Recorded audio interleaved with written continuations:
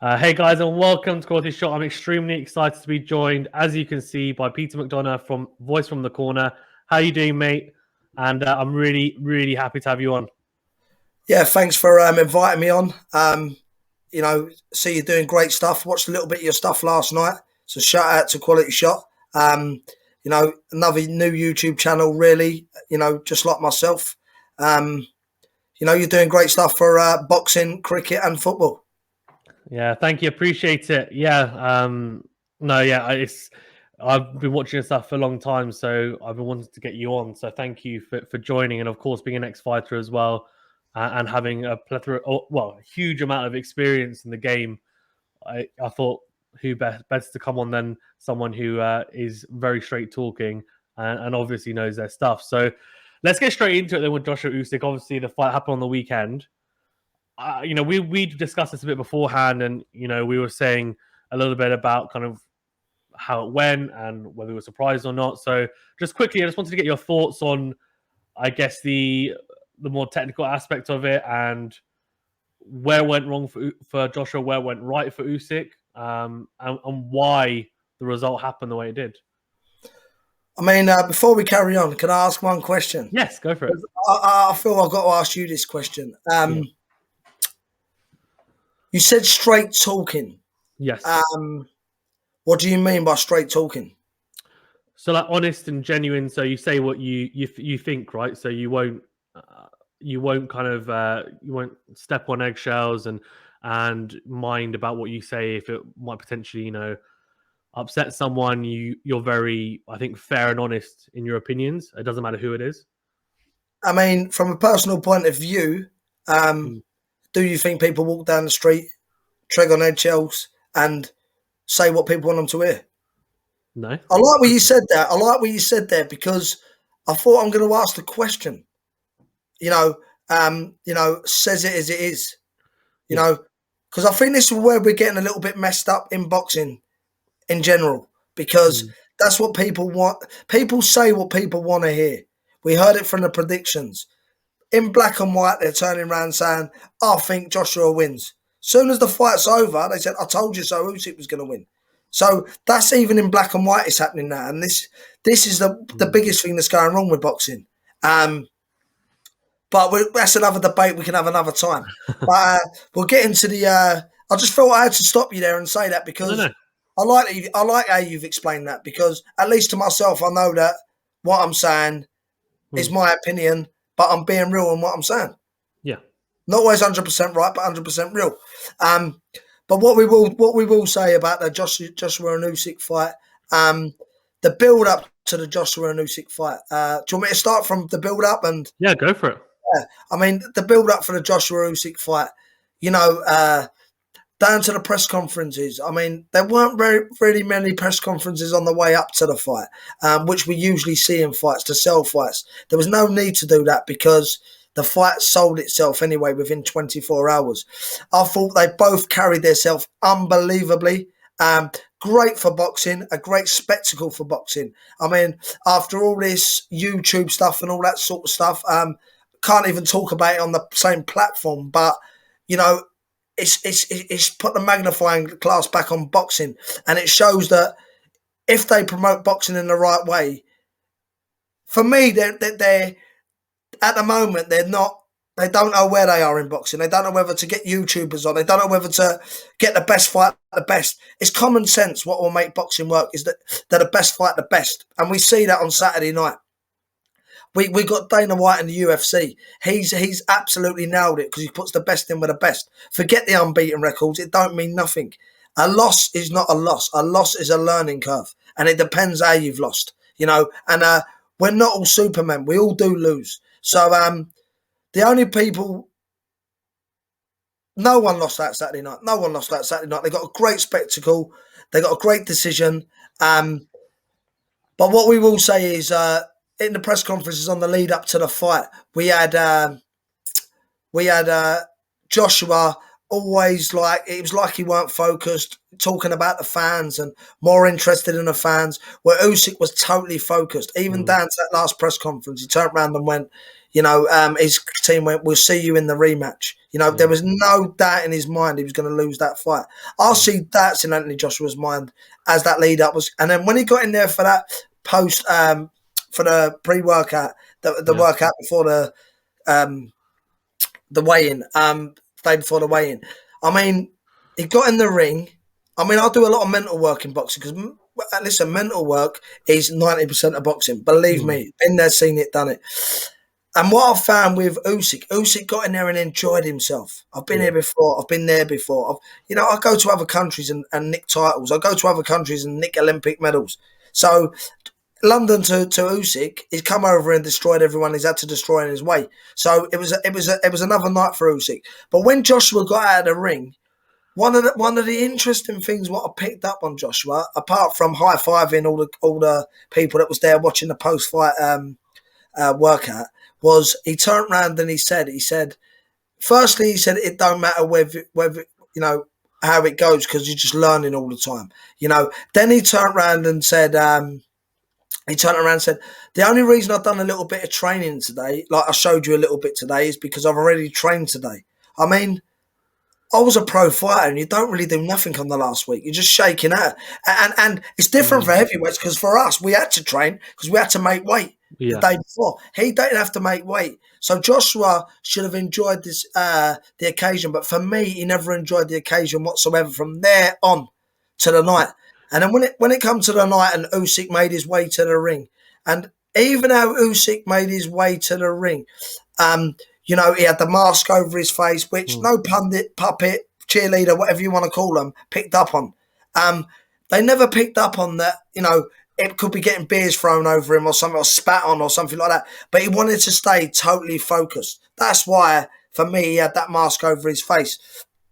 Then he got in the ring and just totally focused, mind on the job. It don't matter whether Papachenko was in his corner or Papa Smurf was in his corner. Because for me, then we had Joshua come in. And it was without the tent. The circus was there. The circus had arrived.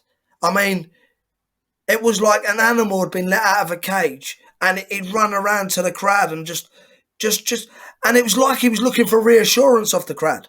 I mean, giving people French kisses in the crowd and all that when you're on your way to the biggest fight of your life. It don't make sense, you know what I mean? So that's the aspect of the initial walk into the ring. I mean, he got in the ring and had a conversation with Clifton Mitchell like he was on WhatsApp with him or something, or or Instagram with him, and he should have been totally focused, Do you think he was too friendly with Usyk in the pre-fight? So they were very it was respectful, but he, for example, when they did the shoots for the weigh-in and Joshua was kind of smiling and he was pointing to Usyk saying, "Oh, look at him," and I think he kept on saying, like you said, he kept on saying, "Oh, it's a learning fight and he's a great champion," and blah blah blah. And do you think he was too friendly and respectful, and there he didn't really have, with people in the past, like Dylan White, for example, I guess a good example, Baby Miller never happened, but those types of fights, there's animosity there, and so it had an extra edge. Do you think he missed that a little bit? No, I think I'd like to say, great point you brought up there, because I'll answer that great point you brought up there. Great fighters can adapt and talk like that in press conferences. Yeah, in like when they're together, great fighters and good fighters do it because it's respect, because it's a fight, but you respect each other for who you are. I'm not saying he over-respected. I'm not saying he should run around throwing tables up in the air and all that business, right? But Joshua acted like a true professional, in my opinion. Acted like a true professional. But I don't think he was great enough to talk to Usyk like that. I think if you're on that same sort of level, well, you got to remember they're on two different platforms here. I don't pull punches. I mean, as much as I'm bigging Joshua up for what he's done, and what he's done for British boxing is amazing. Let's not hide behind. Alexander Usyk won gold medal in London, yeah, with no doubts whatsoever. Anthony Joshua, there's doubts over 2 fights he had in that Olympics, right? So for me, a great small fighter beat a good big fighter, and I said that right all along before the fight even happened. You know, a great small fighter will beat a good big fighter. A great big fighter will beat, as they say, a big one will always beat a good small one. Yeah, because they're the same level. But when you get a great and a good, the great's gonna what the good's got in height and size, the great can adapt to that. Do you know what I mean? The great can adapt to that. So I mean, when the bell went, first round, we could see straight away Anthony Joshua, his mind was thinking a million mile an hour. Usyk made him think, made him commit. As soon as he committed, bang, he countered the commit. That's boxing. Everyone talked about it all the week up to it. You know, Anthony Joshua playing chess and things like that. I'll tell you what, there's no chance in a million years he would beat Alexander Usyk at chess neither. So that's 2 things he'd probably lose in, because his IQ is second to none. His IQ is second to none. And you know, the first round, that's what he done. The second round, very much of the same. In the 5th round, Anthony Joshua got a little bit of a foothold in the fight. I think he caught Usyk with a right hand, if I remember rightly. He timed him a little bit, didn't he? Yeah, there was only one or two. There was only 1 or 2 right hands he caught Usyk with. So, but for me, I don't think he did time him. He did time him a bit, but what I'm saying, I think Usyk took a round off. I think that's all he was doing, was take the round off. I'm a heavyweight here. This man's a big man. You know, I've got to adapt to certain things. I mean, there was one point in the fight when Joshua backed Usyk up onto the ropes. Yeah. Usyk claimed him, turned him round and just pushed him off like he was a little kid. Played with him like he was a little kid. There was no positive criticism coming from the corner. No positive criticism whatsoever. There was loads of positive bullshit coming from the corner. Sorry about my language. There was a lot of positive rubbish coming from the corner. Yeah, so you can cut that out if you want. There was a lot of positive rubbish, but you know what? Beautiful. Mate, the only person that was beautiful in that ring that night was Alexander Usyk, with the poetry of the way he was fighting. You know, it's. I know I'm rambling on this. An hard fight. It's not an hard fight to break down. There's so much to talk about. There's so much to talk about. And I asked a question, because look, the fight was very much the same right the way through it, apart from right at the end, the bell maybe went a little bit early. You know, and Alexander Usyk might have even got him out of there. You know, but Papachenko said, "I don't want you to get him out of there. I want you to box him." You know, so he said I could have took him out if I wanted to take him out. The final bell went. I've never ever seen it in my life. In 35 years career of boxing, I've never seen the storm come in the ring while a man's on his feet still at the end of the 12th round. That was a very, very strange thing, and then sit him on the stool. You know. But I don't think he was physically tired. I think he was mentally tired. Yeah, I think he was exhausted, right? But mentally and physically. I guess I wanted to ask you, like, the pace that Usyk fights at, and it's funny, like when I was watching on the TV, I almost felt like the cameraman couldn't adjust properly to Usyk's movement, and so sometimes you're getting weird angles where I was thinking, oh, has Joshua clipped him or has Joshua evaded that? But actually, it's probably because the camera is just in such a bad angle because Usyk's moving so well and his feet are so good. Do you think, like, Joshua, he came in leaner, but he got exhausted, as you said, probably not just physically, but mentally? Is it just a case of he's never going to have the engine to keep up with someone like Usyk because he just moves so well? Joshua's a big man. Joshua's a juggernaut. So why are you trying to turn the man into a mini? You're trying to turn the man into like he looks like an athlete, but he's not an athlete. Do you understand what I'm saying? He's not. He's an 800-meter runner. He's not a Mo Farah. He's not a Mo Farah. So why are you trying to turn him into Mo Farah? He's not a marathon. He's not a marathon runner. And listen, you got 5 rounds in you with someone like Usyk. Get out and do this and do that. And you know, you're better. Listen, I would rather see Anthony Joshua get carried out there on a stretcher, because he was carried out on a stool at the end of it. So it would have been nice to see him gamble and get done. Because we know he's got art. We know he's got art. We know he's got balls. We know that. I'm not disputing that. But it's how can I say it? Was Alexander Usyk working all the time though, or was he just making Anthony Joshua work? No, he wasn't.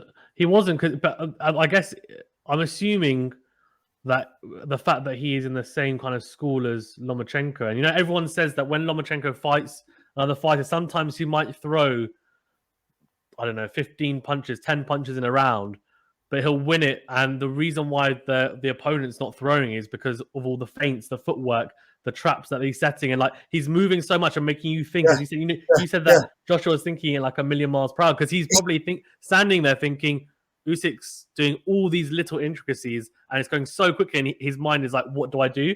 And he's worried that, okay, if I do something at counters, if I do this, he's just going to get out of the way, he's going to evade it, and I'm just going to be using unnecessary energy. But whilst he's not throwing, he's actually exhausting that energy anyway mentally. So I just feel like they break them mentally more than anything. When you go to a gym for the first time, right? This is what I want to bring up as well, right?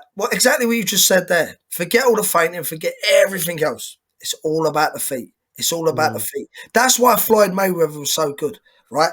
Because from your big toe upwards is where you start. That's your foundation.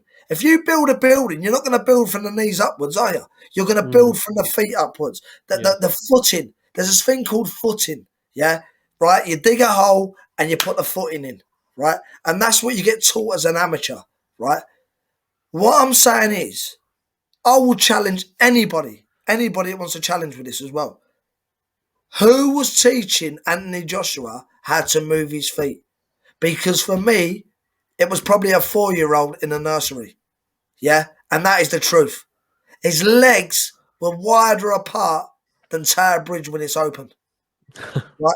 How are you going to detonate a right hand if your feet are wide apart? You ain't even got to know about boxing, right? To stand up, put your feet apart, and try and throw that right hand. So I'm telling you now, if you're here, that right hand will probably come to your shoulder. So how are you going to hit the geezer that's over there? Do you see what I'm saying? People, and I'll tell you why people try and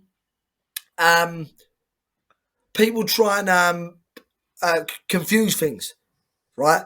Instead of simplifying things, because they don't know what they're doing. They don't know what they're doing, right? I'm telling you now. That's why I say cheerleaders, backslappers. You could have been a good fighter, but you still might not know what you're talking about when it comes to training a fighter, right? And I've come to the agreement now as well. Are these people really trainers? Are they trainers? A fighter knows how to get fit. A fighter knows how to eat, right? All this bringing nutritionists in and all that rubbish, right? Yeah. From 10 years old, you learn how to eat in boxing. You're on the scales from 10 years old. So you know exactly how to eat. Oh, yeah, but it brings a little benefit here. It brings a little benefit there. For me, the head man that's in charge, that's an easy way for him to blame someone that's in the camp, right? Why can't he say, look, do this, do that, do this? If you've been there as well and you've done it, you'll understand it, right? But let me ask you this. So that person who's taught Anthony Joshua that footwork, I want that person to come out and explain to me how he's taught him that footwork, right? Anthony Joshua has improved. Where has he improved? Has he improved since Vladimir Klitschko? When he ain't improved. He ain't improved. So? Not at all. Not. How can he improve? He's not fought no better fighter than Vladimir Klitschko. How can he improve? Apart from Alexander Usyk. Interesting. No, I get what you mean. Pulev was 121. He was 121. They took him out of the old people's home. Pulev's best days were in 2016 when Vladimir Klitschko chinned him. I think he'd done him in about the 6th round. He's waited another 6 years for a title shot. How does that work? He stayed unbeaten and kept his record, but he never got a shot at the title. They waited till he was not dangerous anymore. Do you know what I mean? And another thing I want to say, when we put resumes together and we go, who is he beating, who's he beating, who's he beating? We know this era ain't the same era as Mike Tyson, Lennox Lewis, Frank Bruno, you know, because it's not fair to say Anthony Joshua is a Frank Bruno. He fought in a totally different era to him. And that era was a better era. I don't care what anyone says. There was better heavyweights around at that time, right? So when we put two resumes together of Anthony Joshua and Tyson Fury, coming through, who fought the best fighters? John McDermott, good fighter, right? Derek Chisora was British champion at that point. Derek Chisora is now 185, yeah, right? And still giving people problems, terrible problems in the heavyweight division. 2 wars with Dillian White, right? 10 years after his best. You know what I mean? So you gotta look at things like that. Do you know what I mean? You know? Yeah, I think initially the resumes, like, you're definitely right. I think initially Tyson Fury was definitely tested more. I think it's more the recent stuff before, I guess, you know, before Tyson fought Klitschko, because he's got his top 3 notable wins are better than Anthony Joshua's top 3 notable wins. But I think if you look at how many people Joshua's fought in the top 10, but then again, of course, you're talking about the fact that the depth of the heavyweight division is not as strong as maybe some people think. But I think if you look at the people that he's fought in the top 10, I think it's more than Fury, and that's what I think people say. But, you know, I mean, it is what it is. I think for me, I just want to see. I feel like it's now square, right? Records are for DJs. Yeah, records are for DJs. And what I will say as well is this, right? The top 10, Lawrence Okoli. Who did he fight the other night? I mean, that geezer wouldn't beat Jake Paul. He wouldn't beat Jake Paul, that geezer he fought the other night. He was an absolute joke. He was a joke. He was 15-0 with 12 knockouts, yeah? Look at his record. Look at the last geezer he boxed. He had 6 wins and 30 losses. Who made that fight to be a chief support on that bill? It's madness. We had Callum Smith on the bill fighting a kid, Castillo. Castillo's a good fighter. Went the distance with Bivol and all that. People don't even talk about the sensational knockout Callum Smith had the other night. You know, but we've all lost out with this fight because, you know, Anthony Joshua is the biggest superstar in the world in boxing. The biggest superstar. No one sells a ticket like Anthony Joshua, right? And it's sad to see because, and now they're talking about the return in the Ukraine. They're saying they don't even want to come to the UK for the return. They're arguing the fact that I think it was Howard Foster made it 115, 113. Yeah, he did, yeah. You know, so, i.e. the same referee that give it to Campbell Hatton. Yeah, that was interesting. So where do we go? I think we don't find middle ground. There's a top and there's a bottom of it. That's my saying, the top and bottom of it. And the problem at the moment in boxing is middle ground. And it's like, oh yeah, we work with YouTubers. Oh, we do this, we do that, we do this. Instead of just keeping something more professional and stop putting thoroughbreds in with donkeys. Yeah? Put 2 donkeys in together, you make a derby, or put 2 thoroughbreds in together. I agree. Yeah, because the thing is, like, that's something that, to be fair, in some of the fights in like Eddie's back garden, like not all of them were great, but some of them were good because they weren't particularly high level fights, but they were 2, for example, guys who are at British level or 2 people who are at, you know, English level, and they were at the similar level, and that's why they ended up being good fights, I thought. But I agree with you. I actually would like, I don't think it's going to happen because I think today Alex Krasuk, Usyk's promoter, said that basically they're going to go where the most money is for the rematch, which probably isn't going to be Ukraine. But I actually would like to see Joshua fight away because the only fight where he's technically fought away was in America against Ruiz, and obviously he lost it. But look at Usyk; he's fought all of his championship fights away, every He won't. single one. He won't fight away. There's no way in a million years. You'll see Joshua retire before he fights away, or you'll see Joshua go down another route before he fights away.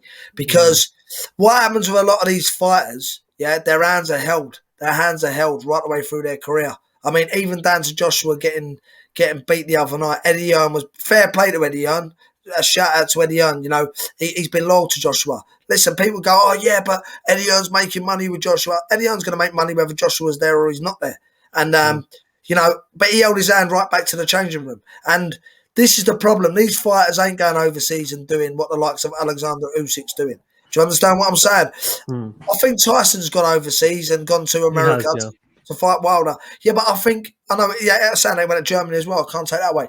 But I think he's done that because I think he's been adopted better as with the Americans than what he has with the UK fans. But it's, for me, until people start getting on the TV and talking sensible about boxing, what chance have you got? What chance have we got altogether? Because I think when someone talks sensible about it, you've got a little bit more control over it of what the promoters are doing, because they go, hold up a minute, Carl, we got Peter on today. He's going to say if this is a mismatch or not. You know what I mean? So it puts a bit more pressure on them. I don't think Eddie Hearn should be... Listen, Eddie Hearn runs the zone. Eddie Hearn's the promoter of the zone. I don't think Eddie Hearn should be making the fights, though. I think they should have someone there that knows boxing. I don't think he's supposed to. They do have matchmakers. I think Frank Smith is more involved in that, but I'm assuming Eddie Hearn does have some ideas. Who's Frank Smith? Frank Smith is the CEO of Matchroom. Yeah, but what's his background? I know he's. I think he's marrying Chris Eubank's daughter. Is that the closest he's ever got to boxing? I don't know. Yeah, well, so he's been at Matchroom since he was like 9 years ago, 10 years ago, and he started off in the mailroom. Yeah, but shout out to Frank Smith. That's great. But what has Frank Smith seen in all them years through boxing? Does he go in gyms all the time and watch two fighters and go, you know what, that style will gel? Let's put them in together. You know what I mean? This is what TV companies need. TV companies need someone to go in there and go, don't make that fight, you're wasting your money. Make this fight, that's a real fight. Yeah. Do you know what I mean?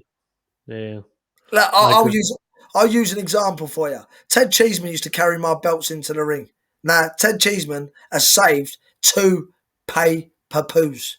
Not pay-per-views, pay-per-views. So that's what they've been. Yeah? Right? That money you're paying for them. But he done it against Metcalf, and he done it against... Who else did he fight? Metcalf, and... He fought... every fight he's been in has been great, but... So who beat Anthony Fowler?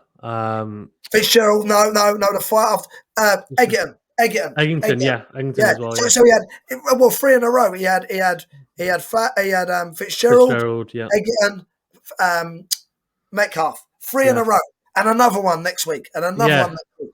You know what I said to Ted? Troy Williamson, isn't it? Yeah, I said to Ted, keep some of them brain cells. Keep some of them brain cells. Try and get a world title fight and get out of the game, because they'll just keep chucking you in there in these fights. Because he's exciting, right? Because so they just chuck him in. Unfortunately, they just chuck him in every time because they know he sells tickets as well, doesn't he? He's a London boy, isn't he? We're not machines. Yeah, but he's a London boy. He's a London boy. Yeah. He went up as British champion to fight Fitzgerald in his own backyard. That's true. He fought Metcalf in Gibraltar, which fair enough, we was in lockdown. Yeah. He's fighting Troy Williamson in Liverpool. Why didn't they put him on that show the other night at Tottenham Hotspur? That's true. He's a Millwall boy. Yeah. But good point. There's too many people. There's too many people involved, and there's too many chiefs and not enough Indians, as they say. So I mean, I know we've gone right off the subject of what we're talking about, but it is what it is. I'm not here to put down boxing. I'm not here to put down Eddie Hearn. I'm not here to put down Frank Warren. I'm not here to put down anybody. I'm not here to put down fighters. I'm here to try and make boxing better, and put my opinion across to what I say. And for what that's worth, I don't know. but it seems to be worth a lot to the public because doing an IFL video the other day and getting 700 likes and 8 dislikes or whatever because they must all be Joshua's corner or whoever. You know, it is what it is, isn't it? You know what I mean? So You know? to finish up on Joshua Usyk, actually, I just wanted to ask you what can Joshua do in the rematch? What do you think he needs to do in terms of like, does he need to change some of the team tactically? What do you think he needs to do? And then after that, do you think employing those tactics and changes how much of a chance does he have against Usyk? Well, if they're talking about February, you're not going to make very much changes and things in that time, I don't think. Firstly, you pull the tent down, you pull the posters in, say the circus is no longer here, get rid of all them cheerleaders and backslappers within that camp, and even if it comes down to it, get rid of Rob McCracken because I know Rob personally. He seems like he's got more focus on the England squad than what he's got on Anthony Joshua. And bringing in sparring, I don't know what sparring had, but can I read what sort of sparring had? I think they used Olympians and things like that. And for me, they had Wadi Camacho in there, I think. Yeah, he retired 28 years ago. Years ago. And he was stopped in his last 8 fights or something. Let's be honest here. Do you know what I mean? He weren't the cleverest of fighters, was he? No disrespect, so I'm no Wadi. I'm sure I thought Wadi fouled on a brain scan. So, well done anyway. But what they've done there, what else can I say to you? Yeah, so we'd have had England fight. Listen, all right, Wadi won a clever fighter inside even, right? They had England fighters in there, bang upright like this, right? Oh, yeah, Alexander Usyk's like this. He's nothing like that. Alexander Usyk's dirty. Alexander Usyk knows the tricks. Alexander Usyk never controlled just Joshua. He controlled the corner and controlled the referee. The referee, he didn't give the referee a chance to do anything. And all he said when Joshua pulled his head down and threw an uppercut like he was in a school playground at 12 years old, yeah, Alexander Usyk said, ref, right? Controlled the ref. When he hit him low, right? Yeah. Ref, hold up a minute. You're Anthony Joshua. You sold 60,000 tickets, right? Punch him up the nuts as many times as you can till the referee warms you. Right? That's what I'd be telling him in the corner. You got to unruffle him. I mean, so going back to what we were saying about what do I think he needs to do? Again, where was Robert McCracken? He was in Tokyo, which is his other job. So he's a part-time trainer for the biggest face in British boxing. In world boxing, in my opinion, biggest face. Canelo's up there with him. Yeah? Right? But I'll be putting him to bed at night, tucking him in, giving him his hot chocolate, yeah, and reading him a bedtime story. And when I mean read a bedtime story, I mean put the telly on, show him Tyson Fury versus Derek Chisora the first time, 10 years ago, when Tyson Fury was out of shape and he won the British title, but laid all over Derek Chisora. Use his size, use his strength. That's how he used his strength and used his size. Everybody was talking about how Anthony Joshua was going to use his size and use his strength. How can he do that if he's not told how to do it? Do you know what I mean? You know, so that'd be my first step. Loyalty, get a dog in boxing. You're getting punched in the head, mate, for God's sake. Why do you want to be loyal to someone that ain't been there by your side? You know, yeah, I'm just loyal, I'm this, I'm that. The only person I think that's been by his side the whole time through this journey is Eddie Hearn. He's the only person, you know. So you can see Eddie Hearn's face, you know, from the York Hall to Tottenham to Wembley Stadium. So at the end of the day, I could see Eddie Hearn was absolutely gutted for Anthony Joshua. Yeah, he was, yeah. You know what I mean? Credit where credit's due to Eddie Hearn.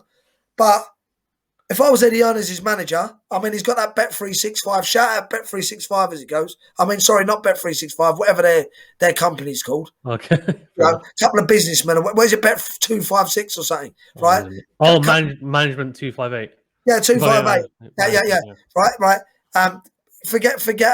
Forget them, because they should have been saying to you, hold up a minute, you got the biggest fight of your life and you ain't even got your head coach around you. You got a load of cheerleaders and backslappers around you. But what do they know? They're only businessmen. They're great at getting them adverts. They've done a great job. They've done a great job with Anthony Joshua, putting him on billboards. But what good is it to billboards now? It was like a billboard on Saturday night, wasn't it? Let's be real. It was so static. It was so static and stood still. It was like a billboard. The return. I'm hearing a lot of people, a lot of messiahs out there. Messiahs. I don't know. We might really see God one day. We might really see him in the near future. We're hearing people about the commandments. They've got their commandments of what Anthony Joshua can do. Yeah, commandments. He's got to stop. He's got to keep his hands up and not put his hands down. I mean, stuff like that. I don't even. Half of them you just can't even read, right? But we got people with their 7 commandments or 10 commandments, whatever you want to do. Let me tell you something. It ain't about giving someone the commandments. It's whether they can do it. You know what I mean? It's like me saying to you now, when you get off there and you've been talking to me, can you do me a favour? Can you go and kick a football, score a penalty for me for England? You know what I mean? You got to be real. And listen, you can't. How can you give 7 commandments? The man couldn't take 1 commandment. So what? How are you going to give him? How are you going to give him 7 in a matter of 5 months? Do you know what I would do if I was looking after him? There'd be no automatic rematch. Anthony Joshua can walk down a sweet shop and then sell it out. He can do. So I would put him back on the learning path, and get him another 2 or 3 fights before I went near Alexander Usyk again. Maybe let Tyson Fury bash Alexander Usyk up first, and then go back for the rematch of Alexander Usyk, win that, and then What do you think of Bob Arum said that what they could do is Joshua could step aside, and then basically he's assuming that Fury's going to beat Wilder in the 3rd fight. Hold up. How confident is Bob Arum? About Fury beating Wilder? Very confident, yeah. No, he's not. No, you don't think? No. Because when he beats Wilder, they won't be shouting out Joshua. They'll be shouting out Usyk. No, that's what I'm saying. So he basically said that he was saying that he thinks Joshua should step aside so that when Fury beats Wilder, Fury can fight Usyk for the undisputed, and then Joshua can fight the winner. So if that happened, then you would be Joshua would be able to fight at least once in between, right, as an interim fight. So would you do it? Could fight two. Yeah. Could fight 2. Joshua could fight Jake Paul tomorrow. Joshua could fight David A tomorrow. It's selling a stadium out. Yeah. Listen, Joshua fans are not boxing fans. Joshua fans are boxer fans. They're boxer fans. They're an event. It's an event. Joshua Night's an event. Yeah, people go there, get lashed up, and say, "Oh, Anthony Joshua," ain't got a clue about even a jab. I mean, I bet 50,000 of people there thought Anthony Joshua won. He stayed on his feet. Anthony Joshua's got to win. It's one of them ones. But yes, I love that. I love that analogy. But it was interesting to see John Fury come out today. I mean, Big John come out today and turn around and go, say really nice words about Anthony Joshua. I wonder whether they're confident that Tyson's going to beat Wilder. Do you know what it is, though? I don't even think it's that. And we'll get on to Wilder Fury 3, actually, because I want to discuss it more in depth. But I think they just know that he's a draw. He gets Tyson a lot of money, and Tyson would have been disappointed. So they don't want to put him down so much that it's still not a big fight in the future. That's what it is. No, it's a business point of view. It's a business point of view. And I don't even think it's that. I think it's more to win more fans over in the UK for Tyson. Maybe, yeah. Let's flip Joshua's fans on Tyson's head now. That's not going to happen, though. That's not going to happen. I'll tell you why. They're boxer fans. These people I know that went to this show on Saturday night, love him for being on billboards. Love him for the way he carries himself. Love him for drinking a Lucozade. These people that go out on a Friday night and love a beer. At the end of the day, they'll have a Lucozade in the morning to sort themselves out. And all they can picture is Anthony Joshua with that Lucozade. It's not boxing fans. And Eddie Hearn has created boxer fans, not boxing fans. Do you understand what I'm saying? Yeah. No, I get it.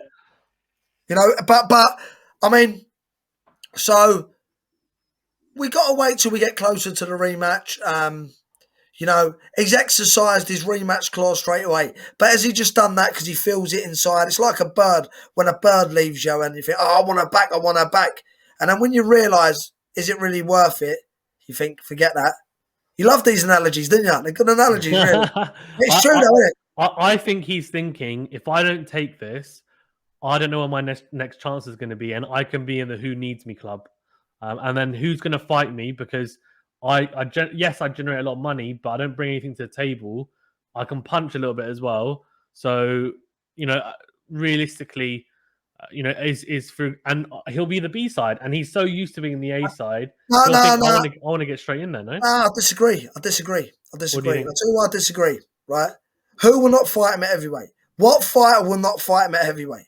What fighter? Look at this. Look at this. Yeah. Every one of them is going to fight him. Every single one of them. 100%. 100%. 100%. No one will make money out of boxing, bar Tyson Fury if he keeps going the way he's going. But no one will make money out of boxing like Anthony Joshua, Floyd Mayweather and Manny Pacquiao. But, you know, in general, no one will make money like Anthony Joshua. So I think Anthony Joshua can fight the geezer next door to me there, and the geezer's never been in the ring. But it'd still sell an arena out. You could put him back to the O2. He'd sell it out in a day. In about an hour. You know, you could put. That's a small little show for Anthony Joshua now. Going back to the O2. You know, and he has got that way. He is quite humble, and he is. So I think he'd realise in his head, you know what? Let's go back to small little shows because it's a small little show to him. How can you say that? It's a small little show, the O2, but it is to someone like Anthony Joshua. Tyson Fury struggled to sell the O2 out. That's true.